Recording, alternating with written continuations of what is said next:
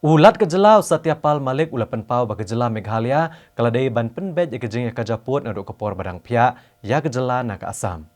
Nere ulapan pau pada kejengit ke baskem bagi niki artli kejela ken sala no syan ban penbet ya kejeng ya kaja da kejeng ya ngotok jengmut. Ulat kejela ulat keren ya kini habai keren bikilat patai kubor haraj bahavan bat ong bakinu kenu kejeng apa dan kini artli kejela. Ladai yaki bakini penbet da kejenglong bajai-jai bat banya menjur langkam tam haba bro arngut ki menteri rangba jukini kijela kidai kibejan perlok.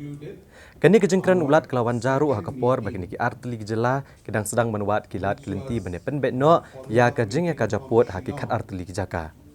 Ulat ula pentip ru ba ulayo ekran bat menteri rangba kejela Meghalaya Konrad Kongkal Sangma bat kumjo yo menteri rangba kejela Assam u Himanta Biswa Sarma halor kene kakam.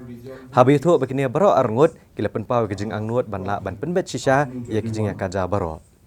Ula penpau ru ya kejeng kermen bak sorkar pedang kan siarap lem ikni artli kejela ban penbet ya kakam ban ajeng mut ikni kejela begini ya keren bat ke sorkar pedang habakidon ya kinu kejeng don kam.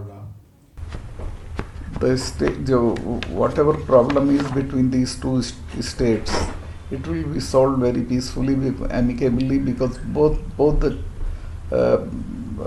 chief ministers are in very good terms and they are talking about it, and I am sure it will be resolved. Actually, the problem lied when the states were carved out. It should have been settled at that point of time. As far as law and order is concerned, it is perfect in the state. Time and again some eruptions take place, that takes place in every state. But here there is nothing which can be termed as breakdown of law and order. Halor kijingja kibaja hamaulai na kajing sya siat yap uba cheris.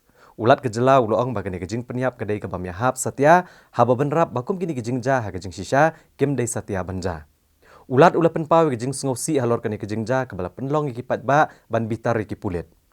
Haba keli halor kejing dawa ban bengkam sipor ki he pulit, ulat ula penpau da keboong ba haba ke sorkar kelathong ya ke judicial inquiry. Kipat ba kini ban apswai ka kaipot bat pet ya ke ke sorkar kale halor kani. Ulaong balada kejing tokit ke syam shisha kejing le palat pot ki pulit kani hi kemut ba kedai kejing yu oroj ya ke hok long breu man breu. Actually, I can't make any comment on it because it is under probe, and that is judicial probe. But that is unfortunate. Such instance should not happen. But if it has happened, the judicial probe is the only way to find out what is what, who's at fault. So would you agree just on this point that there was a violation of human rights? In this case? Yes.